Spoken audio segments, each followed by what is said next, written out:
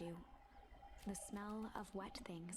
Oh, is Rolo gonna be mad I didn't show up? Despite his dreary surroundings, Luca felt at peace. He'd never shared those details about his dad with anyone. Not even Rolo. But it's not like this changed anything. Rolo was still his best friend. Adding Beck to the group would help balance things out.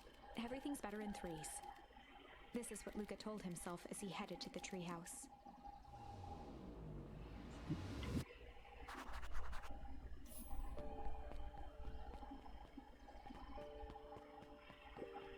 The Valentine Mansion loomed over every other building in town, both figuratively and literally. Hey Don, tracking down a lead? You bet! I heard juicy new rumor. Turns out when Sharper Valentine died, he left behind a particular last will and testament. Peculiar how? He didn't just give his kids inheritance, there was conditions. Like what? The document stipulated that Eris had to take on a child as her ward. A kid our age who showed up in town one night with a lawyer. Solomon? Bingo! So Eris was forced to take care of him? Yep, or she would have lost everything. Why would Sharper care so much about a random kid? Rumor has it that old Sharper showed some wild oats. That explains why the heiress treats him. Poor Solomon. How did you find all this out? A good reporter never reveals her source, Luca. What's up here? Alright. Okay, Mr. Nuncreed isn't here. Is there anything for me to check out?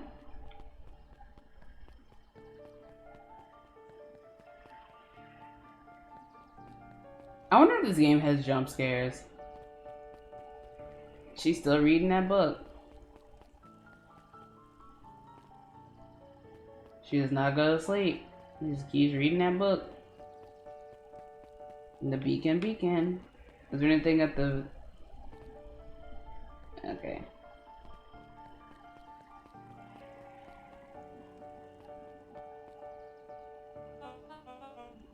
Excuse me, what are you doing? Just locking up for the night, sir. Oh, wonderful. I can only assume this means all the festival preparations have been completed ahead of schedule.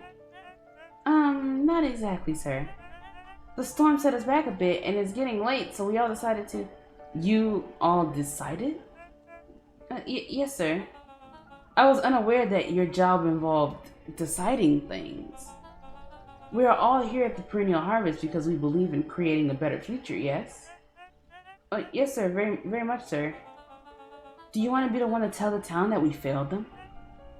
No. That we gave up because of a little rainstorm and we got sleepy? Of course not, sir. Good, then it's decided. Yes, sir. We'll work at the task until it's done. See that you do. Our harvest awaits. Interesting, he's working them to the bone. So they are human. Rolo, are you still up there? Sorry, Rolo isn't accepting visitors at the moment. Come back never. Luca had only ever heard him speak in a stiff yet gentle tone a few times, and it always meant one thing. You're upset. Oh, what makes you say that? Maybe because my best friend abandoned me for no reason? I didn't abandon you. I was just a little late. Rolo scoffed. The rain held me up. Liar! You weren't even at home. What? The storm got bad and I got worried, so I went looking for you. Imagine my surprise when I made it to your house and you weren't even there. I hadn't made it back yet. I'm not a fool, Luca. It doesn't take all day to deliver some jam. No, the storm rolled out of nowhere. I got stuck after dinner at Beck's house. Stumbled on his words, knowing he'd said too much. Beck? Dinner? What the heck is a Beck? She's a new kid in town. She's actually kind of cool. You'd like her. But you needed help convincing her parents that she made new friends. New friends? I spent all day waiting for you? And you were off making new friends? Bro, stop being a tsundere. It's not like that, Rolo. You know, while I was waiting, I made some upgrades to mission control. It was gonna be a surprise, but you took so long, the storm knocked it all down. Just like you knocked down our friendship. What does that even mean? Luca became instinctively angry in response. Both boys were now shouting across the distance. It means you're a bad friend. You don't care about me. Of course I care about you, you donkey. I knew I'd get in trouble waiting late for you, but I kept my word. 'Cause that's what friends do. Oh wow, now what a noble sacrifice you made. Easy for you to say. Your grand doesn't even care. You can stay out as long as you want, and you wouldn't even get in trouble. Seriously? You're acting like I chose this. If that's what you think, then maybe you're the bad friend. His tone changed to a calm, yet more intense anger. Maybe Pa's right. Storms bring more than water. This one brought out the real Luca. Stop quoting your Pa's nonsense like it means anything. I mean, Rolo, you're the one who got mad and said his grand doesn't care. Now you're I'll keep it to myself. Well, at least my Pa's still around. Rolo's a bad friend. You don't say, even if you're fighting with somebody, you don't bring up their dead dad. That's rude. The words hung in the cold night air. Rolo's stomach dropped, knowing he'd crossed a line. But it was too late. Luca, good night, Rolo.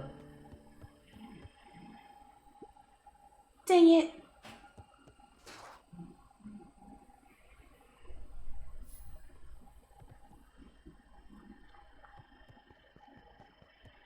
Dear Diary, today I had a fight with... Let me just... I don't want to go to bed. If Rolo thinks I'm still going to the festival with him, he could shove it. Luca dug through his old stuff, not even sure what he was looking for.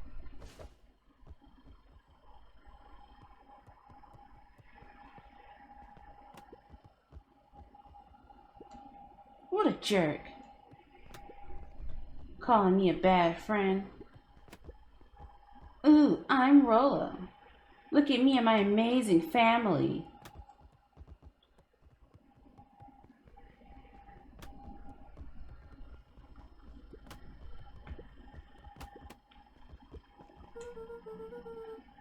I guess I'm never supposed to make new friends.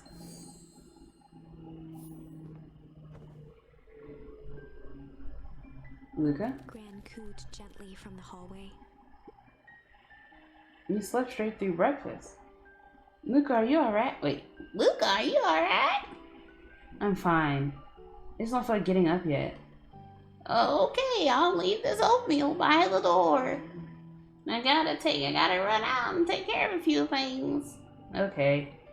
I'll be back later to check in. Sure. Luca just wanted to be alone. He waited to hear the sound of the front door closing.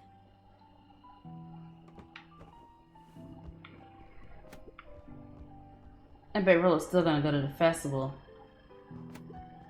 He's gonna be miserable. If Rolo thinks he could shove it. Oh, I'm not leaving?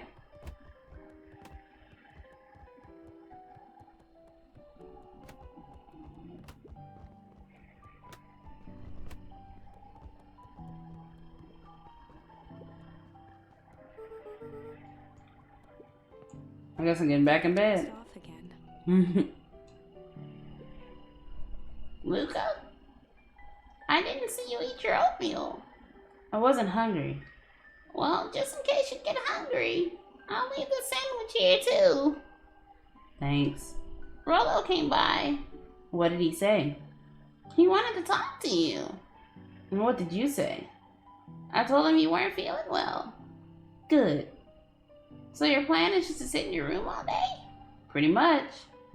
Well, I need to pop away for a minute again. If you decide to end your pity party and go outside, I think it'd do you some good. Noted. Lucas still couldn't bring himself to go out. Besides, if he ran into Rolo, he'd have to actually confront the situation.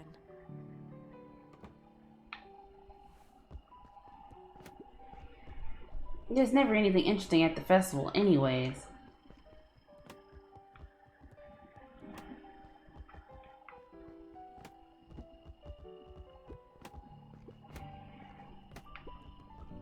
The Adventures of Hank Atomic.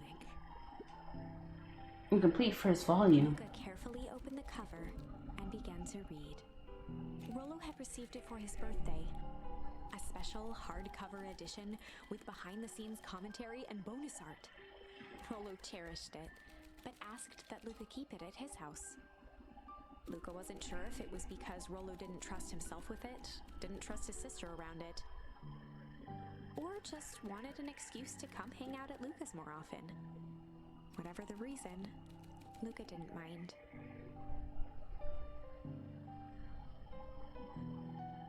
But it had stayed right there where Rolo had stashed it ever since. Now, at the foot of his bed, Luca lost himself in the pages. He'd read it all before, but at this moment, it somehow felt sentimental. He was well into issue number 5 when he heard soft footsteps from the hallway. Luca? Another little friend came to see you. A girl named Beth Modwell. She said you met yesterday? What did she say? Is she here? She's just dropping by. I told her you weren't taking visitors today. Oh. She seems nice. Yeah. You had a fight with Rolo, didn't you? Can I come in? Maybe later. Alright then. I'll leave dinner on the kitchen table, in case you want to bite before bedtime. Without realizing it, Luca had pouted away the entire afternoon. He once again felt the weight of it all, and allowed his weary eyes to close. Luca stood in a vast black expanse. He looked up at his father standing beside him. It's another nightmare. Walt was working a straw at the bottom of a fountain glass, trying to collect the last bits of milkshake. Dad, where are we? Taking a final loud gurgling sip, his father peered up from the glass. He jangled the straw playfully with a warm smile, then lifted the empty glass as if to point into the darkness. The source? Luca's eyes followed his father's gesture. In an instant, he was sitting in front of a blazing campfire. Across from him sat a large figure in a yellow hazmat suit. The figure's voice was a scratchy echo. Well, if it isn't the man of the hour, make yourself comfortable. Luca held his shivering hands over the flame to warm himself. It doesn't work that way here. Their yellow-gloved hand pointed to the base of the flame. It's a cold flame, see? Luca peered at the base of the fire. It wasn't wood that was burning. It was Beacon Pines itself. Tiny buildings, freezing and crumbling as they were consumed by flame. Luca could see small shadows moving in the burning city. People. Luca leapt to his feet. We've got to help them! The figure gave a dismissive wave of their hand. Why waste energy helping people who can't even help themselves? The figure bent down to examine the panicked crowd as they desperately tried to stop the flames. They only care about what's right in front of them. Not like us. Luca's voice was a trembling whisper. Us? The figure slowly stood up, grabbing its helmet with both hands. With a jolt and a twist, the suit emitted a gasp. A cloud of torpid mist escaped, slowly revealing the face within. Luca's own face looked back at him. Older, worn, distant. The sensation was oddly familiar, as if he'd caught his own reflection by surprise in the mirror. The doppelganger smiled. I tried to help once. He gestured towards his face. And all it got me was this. Lucas staggered back. You aren't me. Luca felt a hand catch his shoulder. His father was there again, beside him. Every choice sets us on a path. This is the end of one of your paths, son. Luca watched his older self shake its head ruefully, its face twisting into a cruel grin. Well, Dad, if you wanted him to see this, far be it from me to disappoint. Luca watched in shock as the figure took a confident step forward and plunged into the flames. In a flash of cold light, he was gone. What does all of this mean? Luca felt a reassuring squeeze on his shoulder. Just remember, why we choose matters just as much as what we choose. Luca woke up to see a hazy figure at the foot of his bed, silhouetted in the morning sun. Bro, I was so focused. I don't even think I was breathing. Mom? No, dear. It's only Gran. Luca rubbed his eyes. The kind, concerned face of his Gran came into focus. How are you feeling? Fine. Anything you want to talk about? I don't feel like talking. That's just as well. How about you sit there and listen a bit? Whatever you and Rolo fought about doesn't matter. But Gran silenced Luca with a gentle pat on the leg. Fights between friends happen. What was said doesn't matter. The important thing is that it's not the last thing you'll ever say to each other. But he said stuff about Dad. Well, do you think he meant it? No. He just was mad. Mm-hmm. And did you mean any of the things you said? No. Good. One must appreciate friends in their best moments. And accept them in their worst. Accept. Now get your little butt out of bed. The festival's today. You don't want to miss that, do you? I guess not. Seems like a good opportunity to make amends with Rolo, doesn't it? I can guarantee this is about to end bad. Luca gave a reluctant nod. So buy him a corn dog and apologize. What really has me is I know that Gran has explosives in her basement, and she's gonna blow up the fountain at the festival, allegedly. But you're sending me to the festival. But he's the one that... What did I just say? Buy him a corn dog. That's a good boy. Everything's better with corn dogs. I need to get going now. Got some last minute festival business to take care of. I'll come find you at the fountain a little later after lunch. Alright. I love you, Luca. Love you too. She's about to blow up the whole town and set that hole on fire. That was his dream. Okay. That was his dream that he just had. Chapter 6. Through thick and thin. Despite Luca's bitterness, Gran was right. He needed to hash things out with Rolo. A big fight changes the nature of a friendship. Whether, in the end, it is for the better or for the worse, all comes down to understanding. If one is not careful, the same familiarity that builds the strongest of bonds can become the wrecking ball that shatters them. Luca emerged from seclusion, taking in the crisp festival air. But the events of the day weren't on his mind. He had to find Rolo.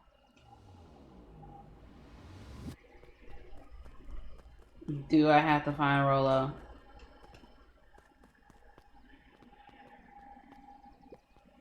There you are. Luca. Rolo wanted me to tell you something. What is it? Roxy rolled her eyes, shaking her head. A space adventure through, though you needn't buy it. If ye be brave, go somewhere quiet. Roxy, I don't... It's a riddle, Luca. My goofy brother wants you to find Luca them. looked down and kicked at the dirt. Look, I know you two had a fight. The only thing more annoying than my little brother is my little brother about his best friend. So I'm doing him this one favor. Now I need one favor from you. Whatever it is that went down between you two, squash it.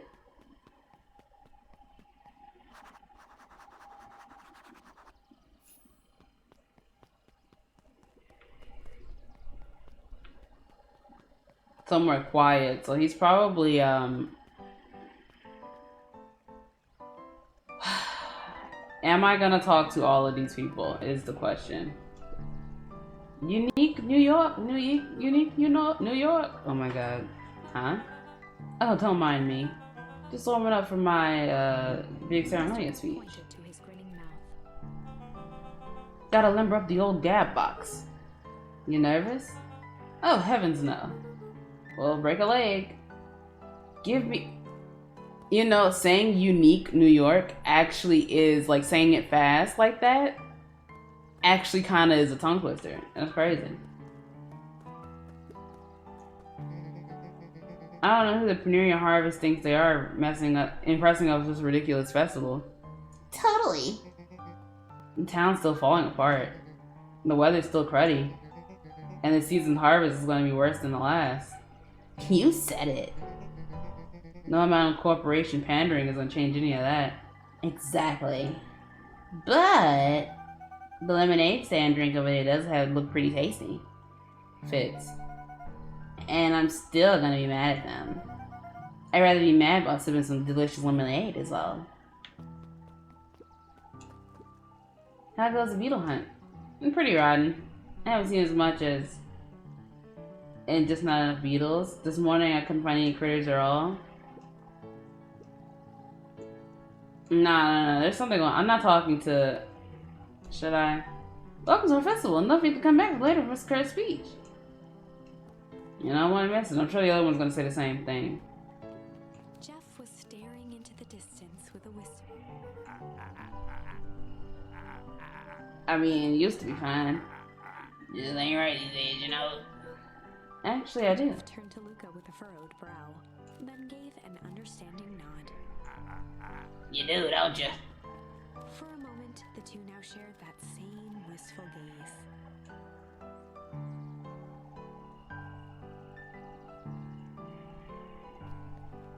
The bullies. Everything's done. Yup. Wait for it. Unexplained sound once again noted. Like clockwork. A bunch of drones.